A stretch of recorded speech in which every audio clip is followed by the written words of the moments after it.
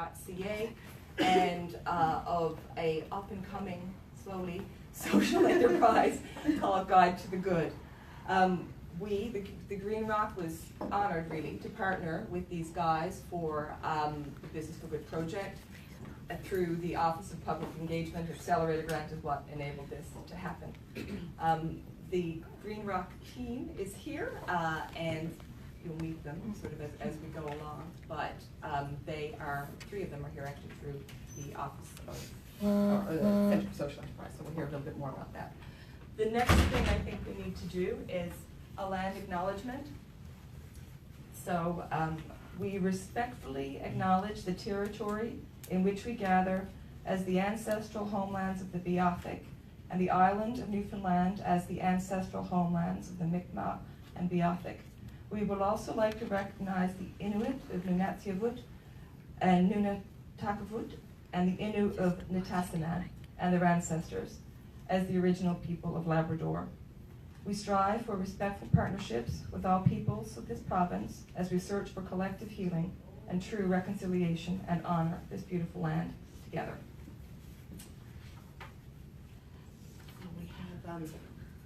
We have a full house. We're going to take a pretty informal approach. This is an informal conversation. So if you want to get some more, if you want to get some more food, please do. I'm very pleased to offer Hungry Heart meals. There's vegan and there's some gluten-free if you'd like to avail of that. We also hoped to have some from Four Fires. You'll hear more from Vic Allen later. But the way it turned out, we could have Vic come and speak with us, or we could have some of her food, so we picked her for this time. We're aiming for zero waste on this, so there are compost bins around. Everything that you get in here can be composted, so just dump it in the bin, including the cutleries, which is fantastic. We are live streaming. Tammy, who is with the Green Rock, she's running the live stream, so that's great. Enola is taking some photographs, so there she is, and she'll be, we'll be posting those in various places afterward. We're aiming to wrap up by 1:30 because they need the room back, but there's a little bit of time for conversation after, sort of up toward 2. And huge thanks to the Center for Entrepreneurship for making this space available to us, to letting us move things around and all that. It's fantastic. And look who we have here. Look at these guys. From the left, we have Natalie Slawinski. She's with Dr. Natalie Slawinski. She's with the memorial side of things. She's with the Faculty of Business. Then we have Mike Wadden. He is a practitioner. He is with Evergreen Environmental and has done some amazing things. Then we have Chelsea Patterson. She's on the practitioner side. She is with Choices for Youth. There we have Kyla Brock. She is on the academic side. She's with the Department of Philosophy and an organization called For New Earth. Then we have Emily Blunt, who's actually a memorial student, but also she's on the practitioner side through Project Succeed, which you'll hear a little bit more about. Then we have Dr. Sean McGraw, who is he's the head of the Department of Philosophy, but he is on the academic side, and he's also with For New Earth. Then we have Vic Allen. She is on the practitioner side. She is with Four Fires Catering, which is the social enterprise for the St. John's Native Friendship Center, one of them. Then we have Nicole Helwig, who's also a straddler. She's with the Center for Social Enterprise at Memorial. And then we have Dr. Tom Cooper. He is the lead of this project. He's on the academic side, and he's with the Faculty of Business. So before Paula Hernandez introduces Tom, I want to tell you a little tiny bit about how this day is going to go. It's going to go pretty quickly, for one thing, and we're going to be talking about social enterprise. The next hour is going to be spent, firstly, listening to snippets of information from these guys. So if the practitioners will say a tiny bit about their social enterprise and why it exists, and the academics will talk a little bit about their view, their slant, their connection with social enterprise or their interest in it. Then we're going to ask a question. All the practitioners have already received the question, so we'll ask the question, and one of them will answer it. And then one of the academics are going to jump in and respond. So everyone's going to have 3 minutes. Maham is our other person from the Green Rock. She's going to hold up a 30-second sign. And you have 30 seconds left from your 3 minutes. And then the conversation will kind of evolve from there. So the first round is everybody, they speak or respond. And the second round is going to be a cross-pollination conversation up here between everybody who's up here. And then, when that's done, we're going to have questions and conversations from the audience. And I think that's how we're going to roll with this. And without any further ado, I'm going to ask Perla to come up and introduce Dr. Tom Cooper. Thank you, Kim. So hi, everyone. I'm Perla Hernandez. I am a project coordinator for thegreenrock.ca. And I am also a grad student at the Political Science Department here at Mon. So I'm here today to introduce Dr. Tom Cooper. He is an associate professor from the business faculty. He is the project lead for Business for Good, and he is a long-standing friend and mentor for us at thegreenrock.ca. So a little bit about Tom. He has a PhD in business from the Warwick School of Business, and he has a Bachelor of Commerce degree and also a Bachelor of Arts degree from here, from Memorial University. Tom's expertise in corporate social responsibility, in business ethics, and entrepreneurship go beyond the classroom and the academia into the community through his mentorship and his lessons to entrepreneurs, businesses, and organizations. So Tom has also won several awards for his research, teaching, and engagement initiatives. Some of them are the President's Award on Outstanding Teaching, and he has been a 2-year national finalist for the BDC Futurepreneur Mentor of the Year Award. So without further ado, I'm going to pass it on to Tom.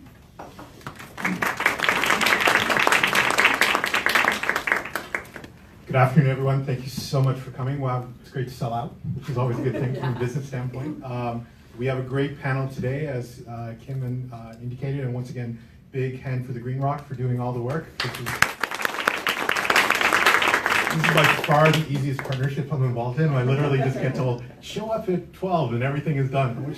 I wish I could do that for my students. Like Jody would be going, that'd be great. And I did ask my students to attend, and I even gave class participation marks if they showed up. I got 1. So that's a go. There you go. 2 points. There you go, Jody. So we got a great panel today. Kim asked me to speak a little bit about the academic element of this. And with social enterprise and social entrepreneurship, we in the Faculty of Business, and we have a new MBA starting in September. Give a little plug for that, for an MBA in social entrepreneurship. I always go and forget the Enterprise and entrepreneurship. Social enterprise and entrepreneurship. We talk about the structures, the finances, the marketing, all those kind of practical things as well. But the great thing about this panel, and one of the things that Green Rock has been talking about, is bringing in some kind of the more academic kind of questions around this. And it's great that we have Sean and Kyla. I always see Kyla. I keep thinking Kylie Minogue, and that's how I remember it from there. But when we look at these kind of theoretical questions around business ethics and what is good, and why is the social enterprise a good thing to have? Those are just kind of some of the bigger kind of questions that we're asking. We can answer those in the business school in terms of risk-related return on investment and looking at market elements and looking at how you do with financing. But there's still those kind of big, difficult questions that really help develop the business case around why social enterprise is a good thing, not only for individuals, but also for the province and the wider society in terms of encouraging this and making sure that something becomes just a way of doing business and a way of starting enterprises and a way of encouraging entrepreneurship as well. So we have a great panel today, and we're looking forward to some great discussions. Thank you so much. Excellent. So we're ready to rock. I think there's a couple of microphones there on the table, so if you guys want to pick them up, pass around, just click the switch. We'll start, I think, with Natalie. If you will tell us a little bit about your interest in social enterprise, and we're thinking like 30 seconds, not 30 minutes, which is what Chelsea thought. 30 seconds. Okay. Well, so my story is that I was studying, I was doing my PhD in strategy in a business school, the Ivy Business School in London, Ontario, and I had a different way of thinking about business, and I had a couple of professors challenge me and ask me if I really belonged in a business school, and I thought, yes, I absolutely belong in a business school, and we need to change the way that we do business, and this is how I ended up in the area of social enterprise, and that's where I do most of my research now. That's my story. Cool. Next, we've got Mike Wadden with Evergreen Environmental. Hi, Mike Wadden. We've been running a social enterprise for about 15 years. It transitioned from a clinical mental health program, a shelter workshop, into an affirmative business. We have about 45 employees. We do about $4 million in revenue a year. And we probably have close to maybe 20,000 customers, maybe 25,000 customers. Ooh. Hi there. Hi there. My name is Chelsea McNeil or Patterson, depends. Depends on the day. And I am the Director of Social Enterprise with Choices for Youth, which is a nonprofit in St. John's that assists at-risk youth in a gamut of ways, one of which being access to fair and equitable employment. And so I run a gamut of social enterprises that assist with just that ambition, which is to provide a barrier-free employment situation and a supportive employment situation for young people to develop their skills, develop a community, access social supports required for them that will catalyze them, I guess, closer to competitive employment or participation in a more equitable economy. There you go, a lot. Kyla. Hi, I'm Kyla Bruff, so I'm a PhD candidate in the Department of Philosophy and the co-director, along with Sean and Barry Stevenson, of For New Earth, a not-for-profit organization that kind of evolved out of some of the initiatives we were doing in the university surrounding ecology and then into the community. So we aim to push ecological considerations to the forefront of policy discussion in Newfoundland and Labrador. A bit about me is that I was studying philosophy more theoretically for a long time, and when I moved back to Newfoundland to do my PhD, I realized that my attachment to this province and to what happens here was so strong that I wanted to do something with that, and first and foremost something land related and ecologically related. So I got involved with this, and now it's really taken off. So thanks. Cool. Hi, I'm Emily Bland. I run Succeed, so we're actually one of the social enterprises that works with Choices for Youth to employ youth within St. John's. So we evolved out of the Enactus Memorial volunteer organization, started as a student-run project. Our goal was to put 15 small hydroponics, so food growing machines in northern Canada. That kind of spiraled into this incredible social enterprise. Graduated in May and didn't want to leave the organization, loved what we had done with Succeed, so myself and one other alumni now run it full time. Great. I'm Sean McGraw. I'm the head of the Department of Philosophy, co-director of For New Earth, and I'm delighted to be here. Every time I come on this side of the campus, I feel like I'm getting an upgrade. So I don't get over here very often. So it's very nice to be here and also to learn from such an interesting group of people. So basically, For New Earth came out of a sense of frustration with a field of philosophy which I was working in called environmental ethics. And environmental ethics is just what it sounds like, the ethics of our dealings with the environment. It's actually a sub-discipline of philosophy. They have meetings and journals and so on. And that all seemed inadequate to me, since the situation that we're in is something of an emergency from an environmental perspective. And I wanted to say this about social enterprise. I'm a learner on this. So it seems to me that there's this very stale divide between the left and the right in the world right now, where the left is for big state and the right is for free market. And one can ask what happens to ecology in that mix. You know, you either have the state sort of responsible for geoengineering the planet, or you have, you know, cap and trade and other kinds of incentives in the market to keep things green. But there is an important middle space there, which is society or civil society. And that space is not to be occupied by either the state, nor just to be let, you know, nor just for free market to go wild. And that's the place for associations of concerned individuals, or maybe just people who want to be together in some way to build community. It's a relatively unoccupied space, and For New Earth really wants to encourage that space to be used by people who live in Newfoundland and Labrador for the sake of the environment. I think social enterprise occupies that space. I'm going to learn more about that today. Vic. I'm Vic Allen. I run Four Fires Catering, which is a social enterprise owned and operated by St. John's Santa Friendship Center. I got into social enterprise with Project Succeed and Emily, so I guess it kind of carried through into that, and we have some Succeed systems, and we use the produce that we grow in our catering. Wow, great. And Nicole? Hi, everyone. My name is Nicole Helwig. I'm the manager of the Center for Social Enterprise here at MUN, where we have a mandate to nurture social entrepreneurship and strengthen social enterprise in the province. We're interestingly placed because we are a partnership between the Faculty of Business Administration, the School of Social Work, and the School of Music, which I think reflects a lot of what social enterprise looks like and can look like here in the province. A bit about me, I became interested more and more in social enterprise. I come from a nonprofit background and had reached a point where I decided I think maybe it's time to build up some of my business skills. So I did an MBA while at the same time working in the NGO sector in Southeast Asia. So that's put some very interesting spins on ethics in business and corporate social responsibility. And I'm a Newfoundlander and ended up back home. So that's my story.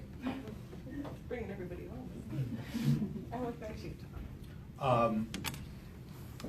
So, where do I start? That's good. Very quickly, I started in this world in the, when I moved here 11 years, 3 months and 22 days ago, to come back to academia from where I was working with PricewaterhouseCoopers as a senior manager in their consulting division within London in the UK.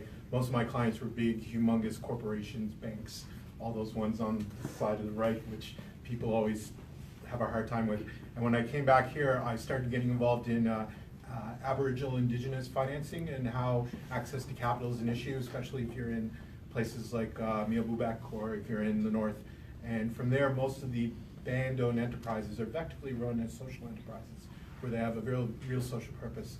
So that's kind of transformed into a bunch of research and a bunch of work, is both in terms of being consulting as well as action type of research as well. And right now I'm the chair of Smart Ice, which is a climate change adaptation tool using technology that's been developed by Dr. Trevor Bell in the Department of Geography, and Smart Ice is very much led by Dr. Bell, and also using indigenous knowledge in the north to try and say, how do we adapt to climate change, and how do we get better information around ice and ice mapping so that we can protect ways of life in the north as well. And that's run as a social enterprise. See who's here? And it's amazing. So we'll jump right into the question now. And again, about 3 minutes. Maham will give you a signal at 30 seconds.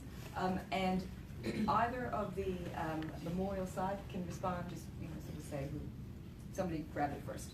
And do keep your questions in mind, because there'll be a chance to share different ideas in the next round. All right, I'm going to ask Chelsea. What do you see, it's the same question for everybody, what do you see as the challenges and opportunities for social enterprise in this province, or how does the idea behind social enterprise influence the opportunity and challenge? So I think I'll start with opportunities because I'm an optimist. So I think some of the biggest opportunities are the culture itself. I think we operate in a really collaborative culture. We operate in I think a place where people are, I think, culturally and community minded, and that to me is the essence of opportunity in St. John's and beyond in the rural areas. I think I'm going to highlight one opportunity, one challenge, and then this is a long question. I think a challenge that we have is often access. So how do we develop something? How do we develop products and services that have market access in a way for them to scale, in a way for them to sell? How do we create the conditions for social enterprises to connect with buyers? So in the community-based, I guess customer to customer, the B2C market, with, for example, Impact Construction for us. We run a construction company. For us to do small one-offs in people's homes is not a really great way for us to achieve our social outcomes, which are to employ as many young people as we possibly can. The best way for us to achieve our social outcomes, which should drive our decision-making, is to connect with larger contracts that will allow us stability as a social enterprise, but also that will allow us to generate the most employment we can. So for us, those contracts are larger in scope. the B2C marketplace or the business to customer marketplace often gets the social purpose, perhaps more than a B2B marketplace, being a business to business marketplace, because their stakes are higher on the other side of that. So if we're able to create the conditions to, and I guess, encourage that business sector, encourage our anchor institutions like Memorial, like College of the North Atlantic, if we're able to create the market conditions for that to happen, then we have a real opportunity to provide the employment that we're looking to do.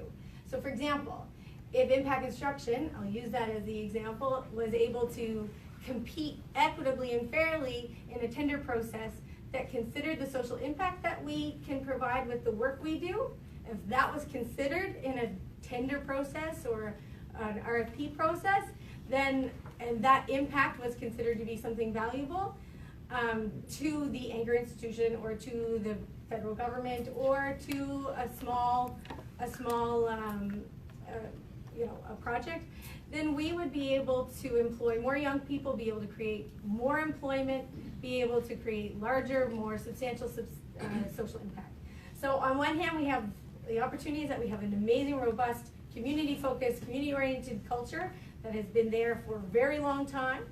And the opportunity, I think, that comes out of that is connecting that culture and that approach to things to the business and the policymakers, so we can create the conditions for, I think, greater market access. That's time. So, who wants to tackle that? Yeah. Question? Yeah. Well, I could toss this in because, again, I'm a learner, so you tell me when I start making mistakes, but it seems to me the greatest obstacle to social enterprise, wasn't that the question? What is the obstacle to social enterprise? Opportunity and obstacles. Yeah, obstacles. And is what I would call, the atomization of individuals. That is, we are regarded both by very large state structures and by free market as just self-interested individuals maximizing and competing with one another with really very little possibility of producing community on our own. We either need a state to produce the community for us, or we don't need it at all because incentive works best in a competitive environment. But in fact, and that this ideology, it seems to me, is infecting Newfoundland and Labrador too. Although we have a very strong community-centered history, I see it eroding, and I don't see why we wouldn't go. We wouldn't go in the direction of other communities all across the globe that have lost their sense of civic association, collaboration, community initiative, and so we need to be really conscious of this. As Newfoundland and Labrador develops, it is going to be somewhat, dare I say, poisoned by this ideology, which we could call neoliberal, if you like, of breaking down those bonds between us, which are really essential for a flourishing society. So I think we need to be conscious of that. Yeah. And I love the point on we expect the state to create community. Like, Yes. when I think what I'm talking about in terms of that social buying or social procurement Yes. component is that we take that on as social enterprise. That is something we can contribute to. That work needs to get done and community can do it, so thereby the ownership being at a aggressive level. Absolutely. Can I add something to that? If not, it's okay. Yeah. Okay. Real quick, I think we also need to consider what legislations, institutions, and regulations are preventing the type of choices like to take on young people or to have catering from Hungry Heart. I was actually so pleasantly surprised that you were able to do this, because typically when we host an event at MUN, and I don't mind saying it openly, we have to have our catering. Wow. That we can't choose.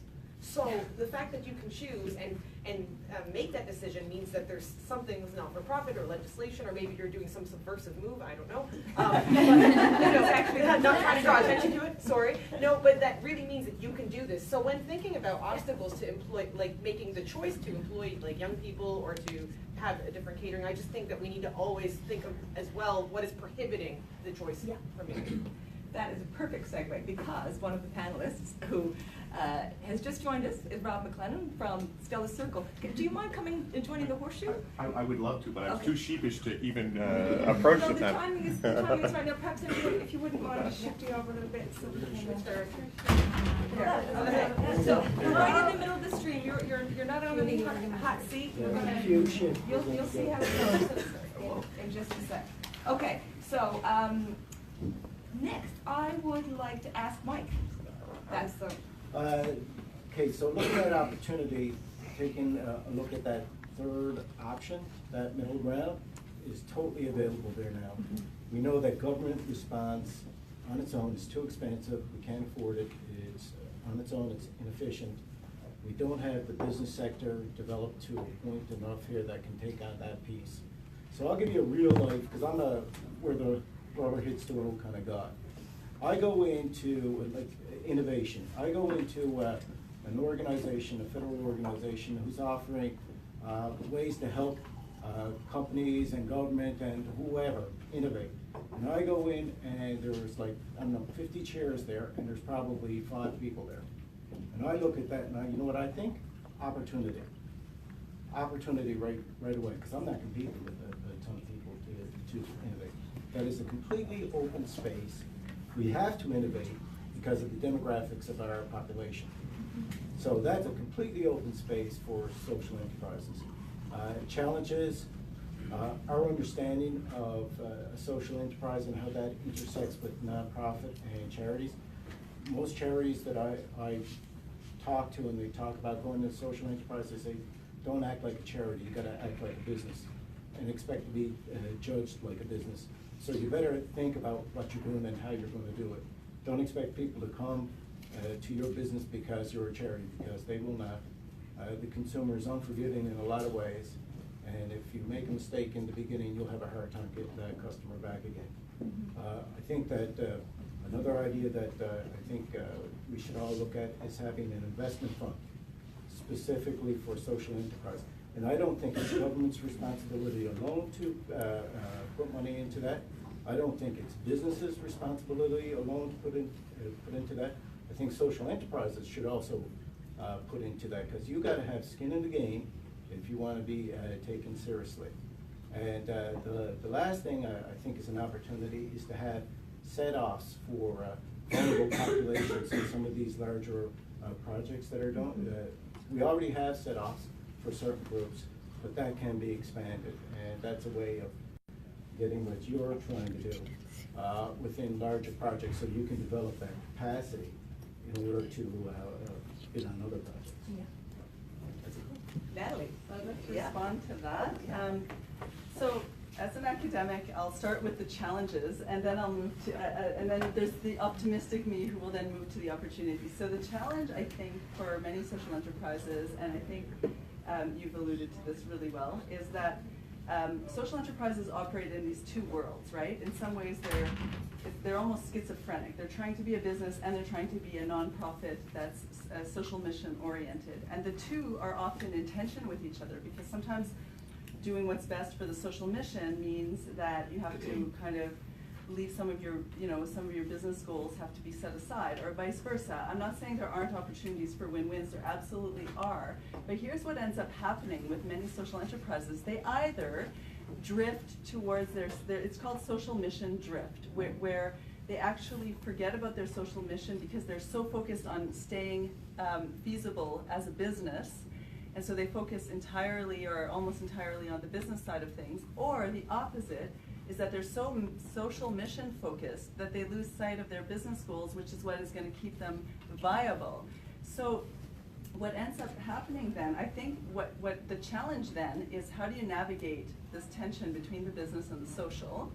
I think the opportunity in Newfoundland and Labrador is that because we are so community focused, as we've talked about already, I think we get the social mission part. I think that's the part we really, really get. I think the challenge then is how to bring business tools in, and what I see as an obstacle for that is not just, that we lack, sometimes organizations lack the know-how or the knowledge. I think it's actually deeper than that. I think sometimes there's a suspicion of business as something that's exploitative or corrupt or problematic. And I think if we can reframe that as, well, actually business can be a tool, a very useful, helpful tool that can enable the social mission to be nourished and made viable, then I think that's maybe what we need to think about, is a change of culture around, especially in the civic society, nonprofit sector. The third sector is really thinking about how business can be a tool for good. And that's the whole point of Yeah. this session, I Yeah. realize. Yeah. Yeah. Could I just jump in there as well? I think I'm really glad that Natalie mentioned change in culture, because I think really that this is what we're seeing in terms of I want to use the word movement. There is a movement around social enterprise, and I think a lot of that is attached to how are we changing what we attach value to? Is it profit maximization, or is it looking at how we can be more inclusive in society, how we can be more sustainable in our type of activities? This is where we get into that area of opportunity and where to see potential as well. And that's also where a lot of the pitfalls lie, because we're looking at sectors that have been sort of carved out. This is for profit, this is nonprofit. How do we bring that together, knowing that there are sort of entrenched attitudes and beliefs about what the different sectors are meant to look like, and blend them, innovate amongst them? Coming from the nonprofit sector, I would even think that there's certain habits, I want to say. We're used to, here's a grant, here's another grant. How do we have a longer term view and look at how we can be sustainable on our own? And I like to think of social enterprise as being somewhat empowering for the charitable and nonprofit sector in that way. If that makes sense. Is that, so I know the normal question that we circulate around, but perhaps you can, Vic, consider what Nicole was saying in the context of the normal question as well, which I can repeat if you want. Sure. Yeah, okay. What do you see as the challenges and opportunities for social enterprise in Newfoundland and Labrador? And how does the idea behind social enterprise influence the opportunity and change? And maybe thinking about the business is not a bad thing side. Well, for me, and for Fires Catering, I know that our biggest obstacle is the fact that we're so small. So, you know, I run the show. It's me. I have 2 part-time employees, but I find it difficult to compete against big business and people who are not for profit. So I spend a lot of time, you know, not saying no. I never say no. I think you might be the first time that I've actually said I can't provide food. Yeah, that's fair. Yeah. So I think that's one of our biggest struggles as a non-for-profit social enterprise is the fact that we just don't have the capacity to be able to compete on a large scale with bigger catering companies. Can I ask a question?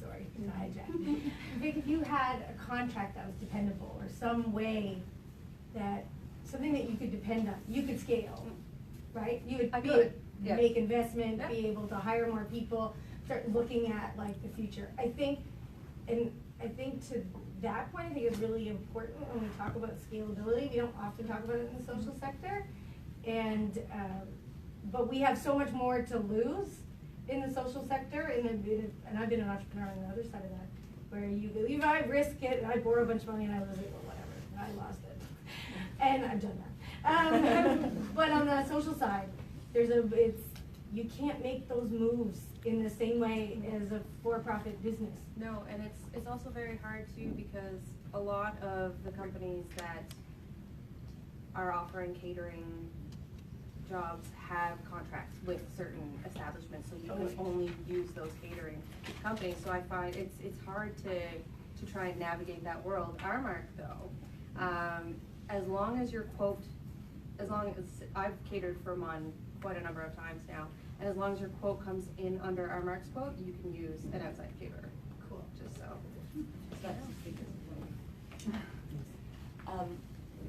Tom, is there anything that you could respond to Vic with? Yeah, I think one of the ways I see the world is through kind of a risk lens. And I think one of the challenges is in terms of us being a social enterprise versus being an entrepreneur is what's your risk-related return on investment. And by that means in terms of how much time and effort do you want to spend as an entrepreneur and get paid for it or not get paid for it. And I think one of the things that especially in a very small market like Newfoundland and Labrador, where we only have 500-ish thousand people. And that goes from everything from newborn babies right up to someone who's 99. It's not a big market. And if you're doing something like catering, even if we get to scalability, it's not like somewhere like Toronto or Halifax, wherever. You're always going to be, by definition of being in a small market, you have to be small. So you have to have a risk standpoint to reduce that risk, because you can't get that big kind of scale. You've got to make sure that you have those kind of contracts and those steady streams of income in terms of what's going on.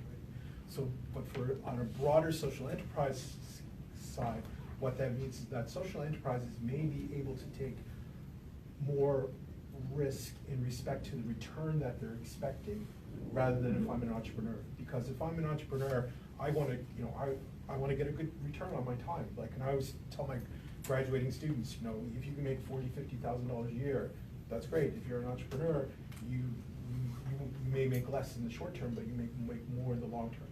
With the social enterprise, you have to decide in terms of what's a good return on your risk. And part of building in that risk is the risk of the social purposes that you have, and all those sort of things as well. So it becomes even a more complicated factor where we have to consider lots of things that Natalie was talking about, but also in terms of what from Sean and Kyla will be talking about as well, in terms of how do you start to balance all those sorts of things. And that's a challenge, and it's a challenge for anybody, and it's even more complicated at the social entrepreneur side as well. It's really interesting for us though, because at the Friendship Center, we focus a lot on our community. So we provide catering for the community programs. Anybody who comes to the Friendship Center, you know, I never send anyone away hungry. So that is where a lot of our return comes from, you know, seeing people fed. I have a youth group. It's run by the youth program, and they come from 3 to 8 Tuesdays and Thursdays, and they're there through supper. So every Tuesday and Thursday I make them supper, and they have a good meal, whether or not that's, you know, they have a meal the next day or not. It might be, it might not be. It goes for all of the programs, but for me and for us, that's really what, you know, what we are interested in seeing. I mean, yes, it would be nice to be a large scale catering company, but if I have to stay small and be able to still, you know, provide meals for people, the people that we see every week, then that's what we're. And that ties into what Chelsea was talking about, in terms of, if you say, look, we're providing so much social value and social purpose in terms of well, then you should be rewarded for that.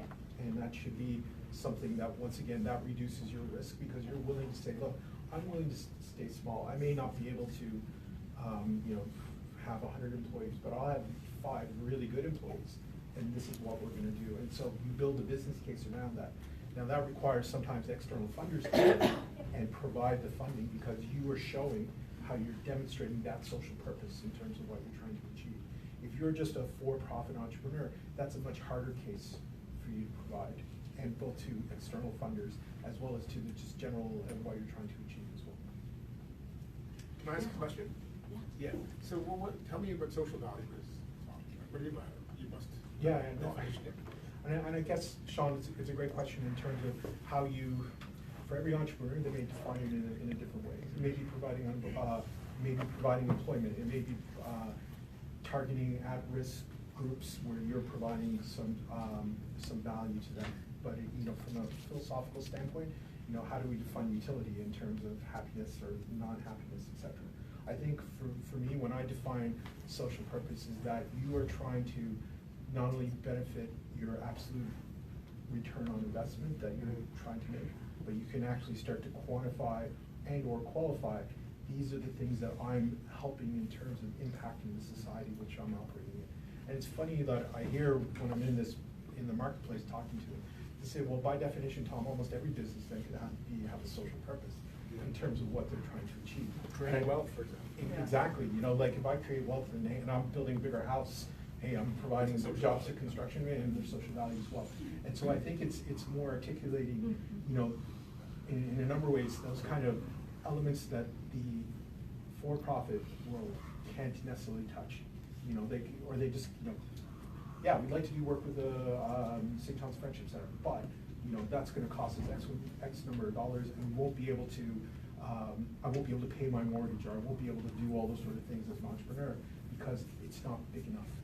I guess one of the questions is, like, is the service delivered by, say, Friendship Center, is it equal value to what a for-profit company will be able to provide? Like, if your sandwiches are just as good and are the same price, and that value equation sort of changes a little bit.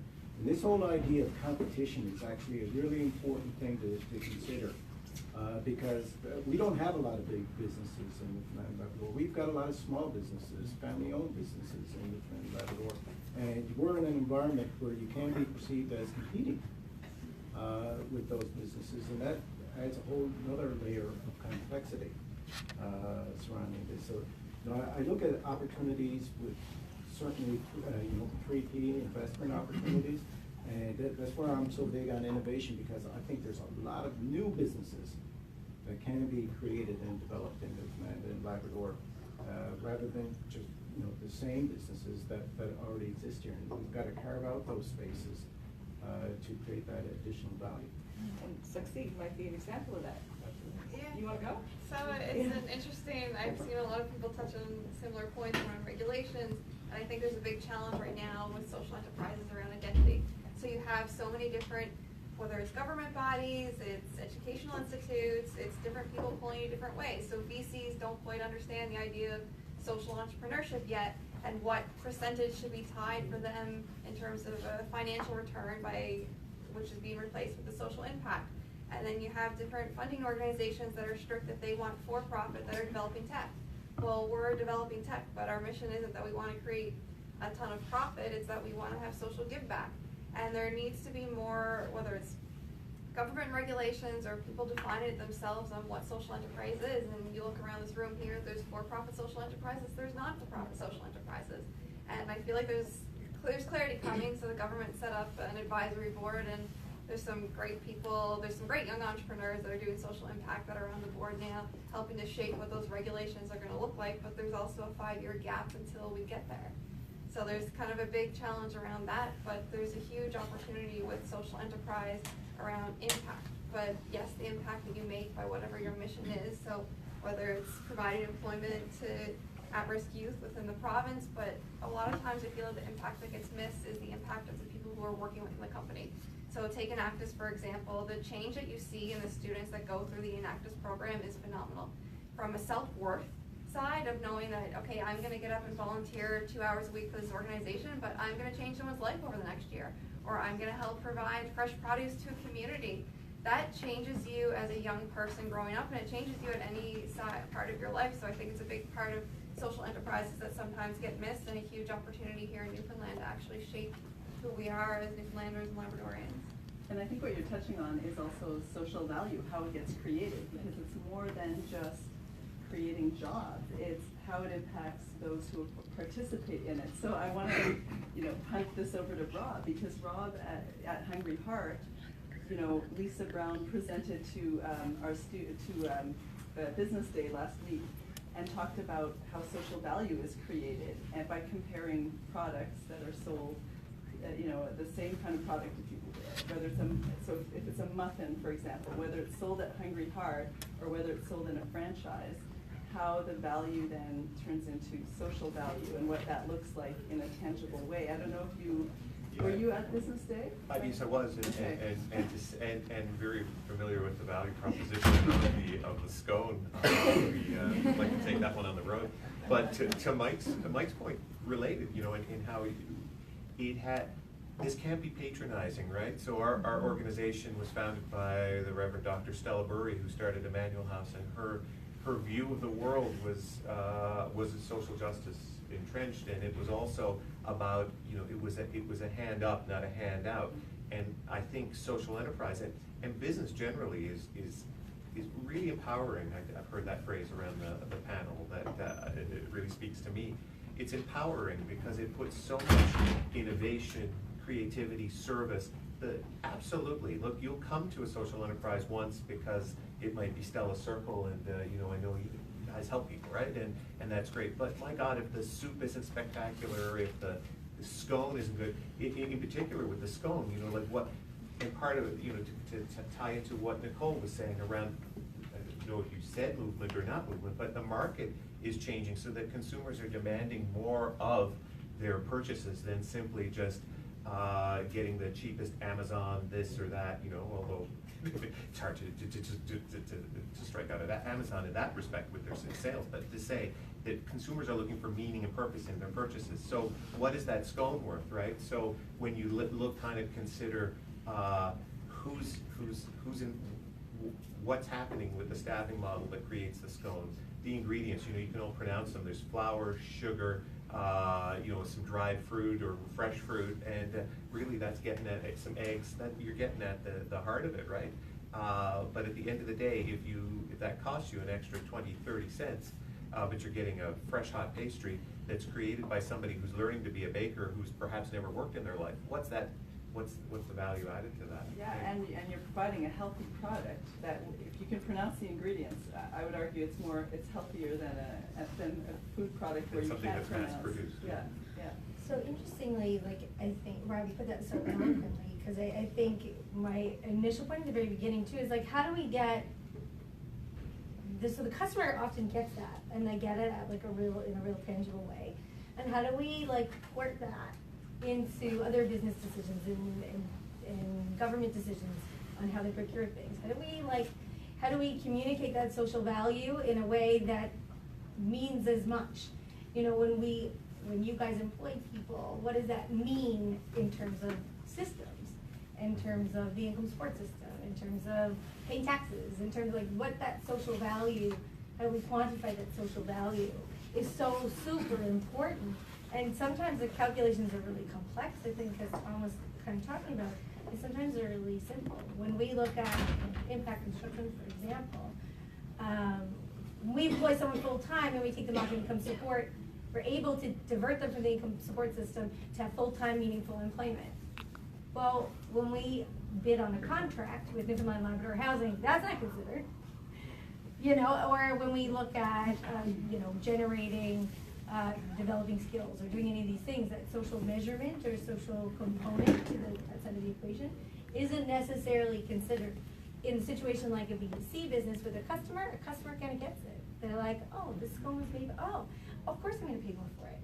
But we don't necessarily have the policy frameworks, I think as you were saying, policy frameworks to consider what that social impact is and how it should be considered in those transactions. So it sounds like are you all familiar with the economic nutrition label that SureFast has put together?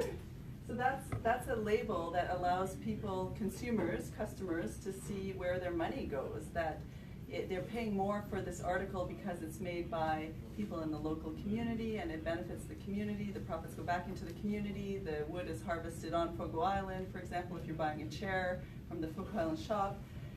And what I'm hearing is that maybe customers, so this economic nutrition label is targeted at customers, and maybe customers get it even without the economic nutrition label. Maybe they can understand why they're paying more or why they're supporting a social enterprise and seeing where their money is going.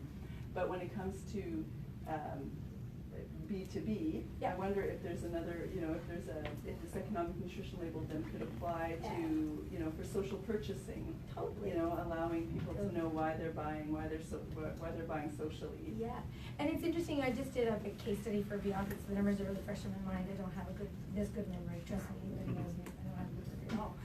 But we just did a project for Newfoundland Labrador Housing that was modernization improvements of six units of affordable housing. And we know that we were able to employ full-time 12 young people consistently through the duration of that project. But what did that mean in terms of the diversions from the system and all those things? We actually can say, you know, we generated $100,000 of insurable hours of meaningful employment for young people on that job site. So those are people who would not have been employed with at those wages in that environment if it weren't for a supportive employment environment. And we were able to generate $100,000 of income, of insurable hours of income for those young people. So what is the contribution measure to the economy, to the community? What does that mean to their families? But we're not in there in a granular level. yet, although we're trying to do that SORI, or the social return on investment measures. But we know that in itself is like so impactful for 12 young people under the age of 29 who perhaps have never had full-time work before, that we were able to infuse through that project that needed to get done anyway. We were able to infuse that money into that community and in effect create, I think, some economic activity. Fabulous. So how are we doing for time? We're done. What time is it? 1:05. 1:05. Oh, that's perfect. Yes. Okay. I think I would like to let Rob answer the original question, to toss that around. Yes, sure. Okay. Which was, in case you don't remember, what do you see as the challenges and opportunities for social enterprise in Newfoundland and Labrador, and how does the idea behind social enterprise influence the opportunity and challenge, of course, from your own perspective? Yep. So I see that, one of the things that, a number of things that sat with me with the panel thus far, and Natalie talking about the, sometimes the tension between the social mission and the business activities and metrics. It's age old in discussions of social enterprise, and we've come to affectionately call it the dynamic tension, right? Because it's there, and it is, it's not scope creep, I guess it's social mission creep. You know that if you've gone one way, you're creating an environment that might be might have there's some programmatic benefits, but if you go the other way, but you lose some of the revenue, and without having the business side of things sustainable, because it's on the business activities that you kind of hope to build those other sorts of activities. So one of the challenges that social enterprises face, in my view, is whichever sector you find yourself in, because it's really not I don't think it's an us and them. If we're in the area of selling a service or good to the public, we have those pressures, and we have sales that we have to meet. And a related challenge, though, is on the other metrics that we are able to be so significantly contribute to, and there are many of those. In the example of the Hungry Heart Cafe, we create accessible meals to people who wouldn't otherwise have the access to that food. We create tens of thousands of training hours, tens of thousands of employment hours for individuals who never perhaps participated in the labor market. So, but the challenge is it's what's the evaluative framework? Accountability is synonymous around community, not and I'm sure it's been said before, but we're an interesting group to say that we're not for profit. We define ourselves by what we're not, but really we're more than profit in this sector. Yeah. And I think that's Dan Pilata that I first heard that from. But to say that is that's huge. So, but how do you measure those things? So what's the agreed upon metrics? What is the value of 100,000 hours worth of young people who would otherwise spend a lifetime perhaps in conflict and those sorts of things? So I think we have to do a better job of all of us coming up with those accepted frameworks and doing that. The opportunities are very much sometimes some of the weaknesses that I think that the business bring, these aren't mutually exclusive sorts of attributes, right? So successful businesses are innovative. They provide excellent service. They're flexible. They respond to a market need. Why can't a more than profit not just for profit just for profit do those things too? Like that's it behooves us, right? So the successful, sustainable community organizations that are doing impact, whether you're enterprise or social enterprise or just more than just profit, you should be kind of embracing all of those practices and best practices and values anyway. So they're the opportunities, and the opportunities that can kind of step onto that is this movement, the market. I think we're at a unique point in our history where the consumers, the people that are out there making these purchasing decisions, value what we're selling, right? Mm-hmm. And that I think will be something that we can leverage and capitalize on as groups of social enterprise. Connor's making notes. Yeah, I'm just thinking about, thank you very much for that. It's really inspiring to hear what you guys do. And I keep thinking about how do you communicate, whether through marketing or other means, qualitative value of changing people's lives, right? Because it seems to me that when we were talking about the question of social value, well, I could say that any large franchise fast food chain is employing lots of young people and is creating, I could even use the rhetoric of like creating meals for, you know, a low price for people on the lower side of the income spectrum because they can get a $5 meal deal, et cetera, and it's a more inclusive environment because you see people from all walks of life at McDonald's, and there's a Ronald McDonald House on top of it, so I can totally justify with like social parameters my purchasing like burgers from McDonald's. And so how do I as a consumer then, like through media or communication mechanisms or labels or whatever, learn that, oh, the big difference here is that while the employees in the McDonald's are expendable and replaceable, the employees in your enterprises aren't. Their lives are totally changed by this, the community is totally changed by that, and I wonder if there's a way to get that image out there for the average person in the community. There is a bi-social certification, which is, Rob, you guys have, we have, do you guys have the bi-social certification? For Fires, doesn't it? Yeah. Friendships that are mine. Awesome. So that's a national entity that certifies, for lack of a better term, I think, you know, social enterprise or socially driven products. So there is some mechanisms there, but I think you're right. I think it ties into Emily's point too about identity. Mm-hmm. That identity is, I think at the root of that. We're going to move quickly right into which we've been doing anyway, you guys talking, and then we'll go to the question, but I think Mike's got. Yeah, well, what we did, because we employ people with serious mental illness, and transitioned from a clinical program, so we actually got the School of Medicine to do a study to quantify. Wow. Right, so we had a true experiment because we had a group that stayed employed with us, a group that got employed somewhere else, and a group that didn't get employed at all, so we could actually quantify that. It's a very difficult thing to communicate to the customer, and at least for our business, it's convenience and location. Those social benefits are somewhat known, but they rank way down low. And what was interesting was that our employees didn't want to be identified that way. They wanted to be the same as anybody else, and they didn't want us to market that feature. So we had to be very careful to be respectful to them on how we actually approach that. So it's a very complex thing to communicate, so it's just food for thought. It also seems that it's just important for you guys as social entrepreneurs or people who work in that sector not to be paternalistic or to, you know. Well, it's who's your audience? Yeah, exactly. Now, for government, I will use that Yeah, sure. all day long.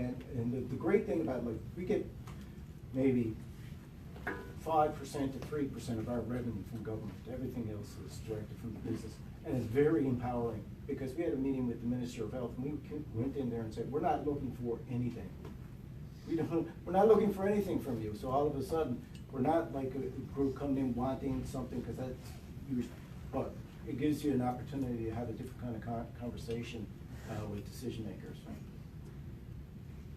So the results of the study, did you get? Oh, yes, yeah, and it proved what we thought, but it was scientific, and that people who work are healthier, and people who work with Evergreen are extremely healthy. Wow. Yeah. Hooray.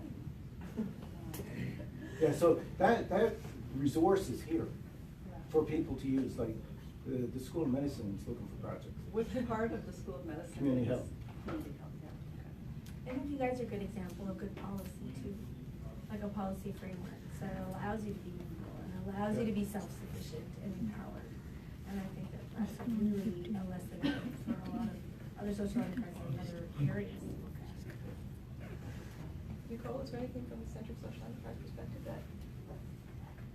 Well, I'd come back to it, something that Sean was saying earlier on about that space in the middle.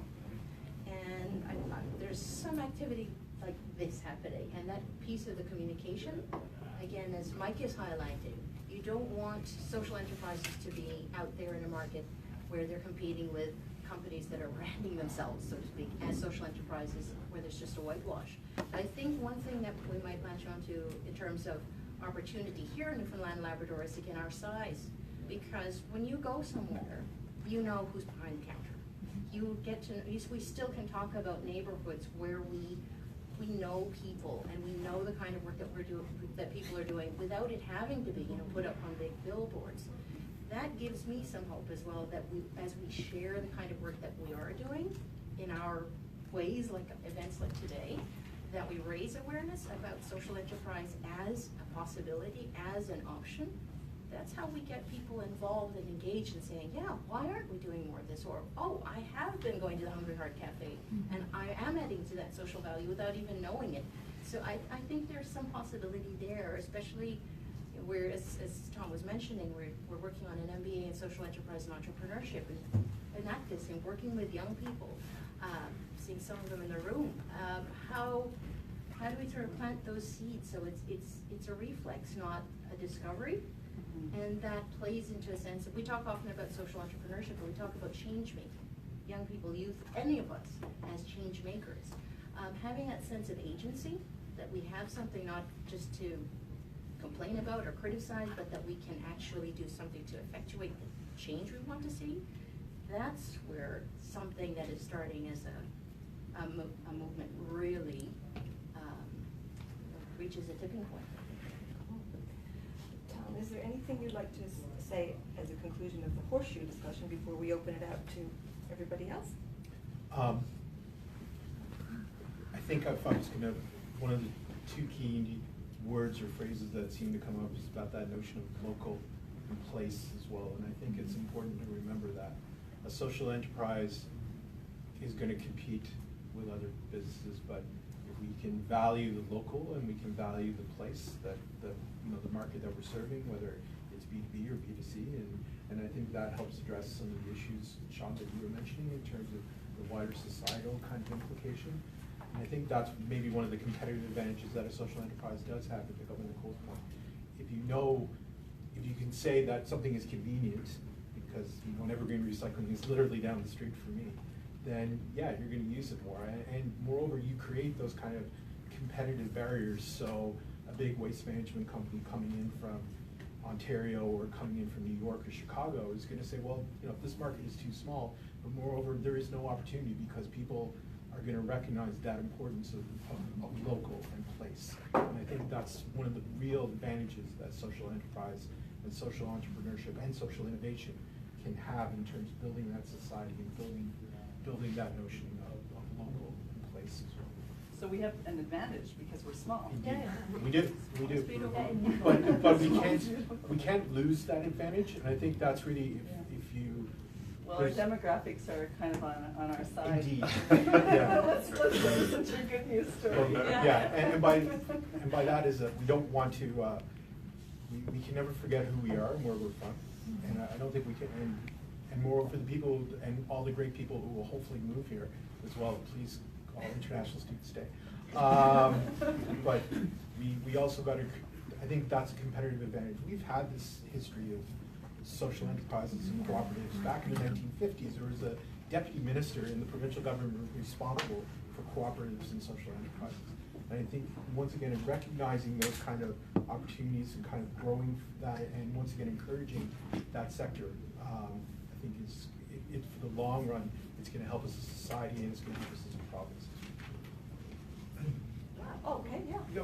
I want to just say something that I've kind of learned here very briefly. So it seems to me what's really interesting for philosophers about social enterprise is how you kind of straddle this political spectrum. Because on the one side, it's social justice, you want to serve the community, but on the other side, you want to do it in such a way as to be a viable business.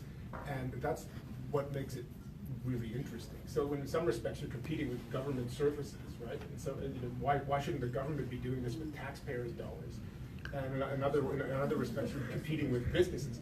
And I would say, so from my two questions to anybody doing this would be, two dangers that I would see would be falling into the fallacy that there's a market solution for every problem. You can think of, in the 19th century, there was things called workhouses for poor people, right? That was a nice way to, remember Scrooge said, workhouses? That's what you do with poor people, you make them work, right? So that's a market solution for a poverty problem, and that we don't want that, that's nonsense, right? So there's not a market solution for every problem. That seems to me that you could fall into that fallacy. And the other thing is treating individuals only as consumers, right? That people will only contribute to society if they're you know, if they're involved in some kind of exchange and consumption, well, that's all they are, right? So just two reflections from a philosopher. You also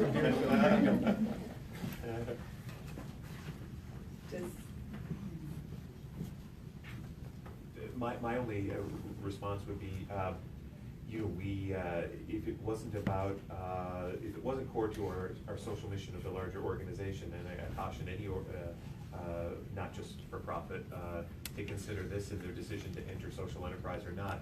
If it doesn't make sense with the larger social mission, you wouldn't do it, and it would, so if it makes sense, it's coming as a response. Not that there is a market solution for every problem, but if it is a particular problem that can be addressed, that it can offer some effective, interesting ways to tackle it. Right. Yeah. It's funny because it came for choices, it came as a ceiling. So we operate a shelter for young men and transgender youth. We operate an outreach center with a needle exchange. We have tons of supported housing across the city. And we do all these things. How does why is operating business attached to that social mission? But for us, it was actually a ceiling for young people. It was like, okay, we get them out of, they ring that doorbell because they're in crisis mode, they're in crisis. And we address housing issues, we address access to health services, we address all these things. But then we don't give, they hit a ceiling because there's no mechanism for that independence. So we saw social enterprise as like, whoa, this is a necessity in terms of the extension of our programming. Because we know that that person can ring that doorbell in crisis, and the transition to get them to independence or to help towards independence is far more complex than just dealing with the immediate crisis. So that we were actually doing it we were not that we weren't fulfilling our social mandate by any means, but that we could do more to fulfill our social mandate through the operation of businesses that provide employment, that get them closer to independence, that I think that we all are committed to. Wow. Fantastic stuff. I want to open it out to these guys. I don't know how many minutes we have. We're a couple of minutes. Yeah, there's a lot of impressive people in the audience as well. There's well, Bernadette, take it away. Okay, so my name is Bernadette Cody, and I work with Metro Business Opportunities Corporation. So we have a loan that's for nonprofit organizations who want to start or have social enterprise. And it kind of started with us in the co-op because nonprofits were saying there was no money. So we had a loan, it's up to $50,000, the interest is prime plus 1, it's repayment up to 10 years, it can even go to 15 years. So I've met with a lot of social enterprises over the last year, they're afraid to take on debt, and they want to exhaust all the provincial money or free money first. The other side, then we have our funder who's saying, hang on, now you haven't reached your targets for the year, so we're a year in.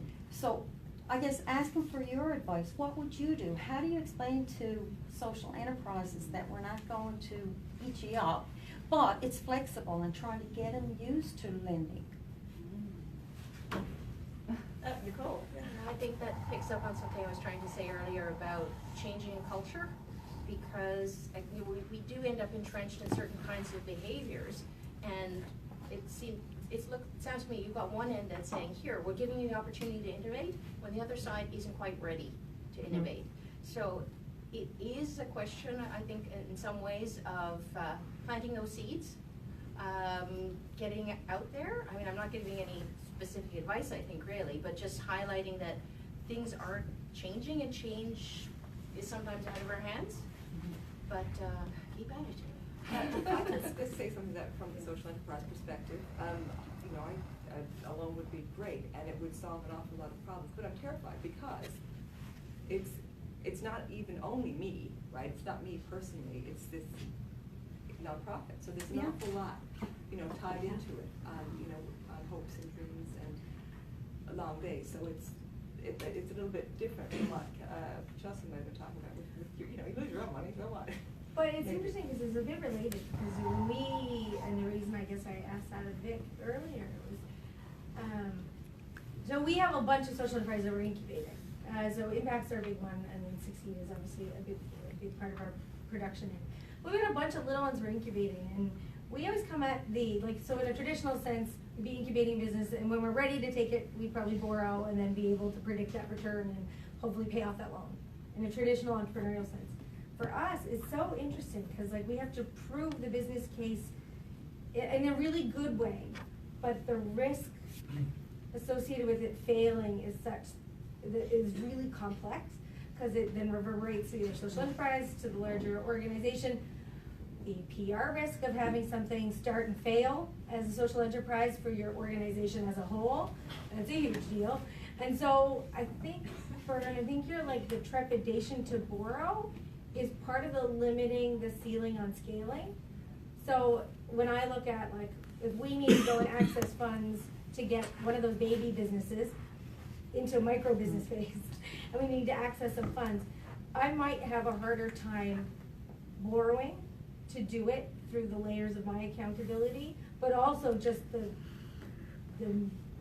I guess the mindset of borrowing with return, because our mindset is starting something, getting traction, getting sales, and then growing, as opposed to that necessary mechanism, which potentially is borrowing. Mike? Well-developed business plan, really defined process for de-risking, and a company or organization that has an asset base that can sustain loss. Yeah. And maybe one other thought is the social enterprises that I've studied have found a tremendous amount of benefit to partnering with the university in a variety of capacities. So we hear Mike's story of going to the Faculty of Medicine and getting help with a problem that he has. Of course, we have also the Harris Center, we have the Center for Social Enterprise, we have a lot of centers here that connect researchers with social enterprises. And in your case, you know, what I could see as maybe one opportunity is to get you into the classroom to talk about, to maybe a social enterprise class, or to the Enactus students to talk about funding for social entrepreneurs, because the culture change may start, or part of it may start within the university. It's the students who are coming through now who are, you know, who really understand social enterprise. I think they're going to go out there in the community, and it's not to take away from the existing social enterprises out there who are also changing the culture. It's just to say that students are coming out with kind of fresh eyes, and so when you kind of address students, you're creating the possibility, I think, for culture change, because those students will go out and they will work in government, and they will work in companies, and they will work in the nonprofit sector, and they are going to infuse a different way of thinking and knowing into those organizations. And so if you want to address this kind of risk issue, maybe you start with, you know, in the classroom. That might be one possibility. Perfect, thanks. I think, how many minutes do we have? 128. Okay, 1:20. Well, we have this room until 2, so people are certainly welcome to stay and chat and mingle. But I think this is the time to close up. Thank you all so much for coming. Just because there's a lot of students here, I just wanted to let you know that Evergreen has launched a scholarship for development of social enterprise, especially looking at employment for to help consumers. It's an annual scholarship of $3,600, and I think it's going to be started this September. Wow. So just letting people know, you should research that. And one last thank you to the Center for Entrepreneurship and Florian in the corner. This is an awesome center to have these kind of conversations. There's lots of student entrepreneurs working away who've been moved to different rooms to accommodate us. So thank you once again to the Center for Entrepreneurship and Florian for having us.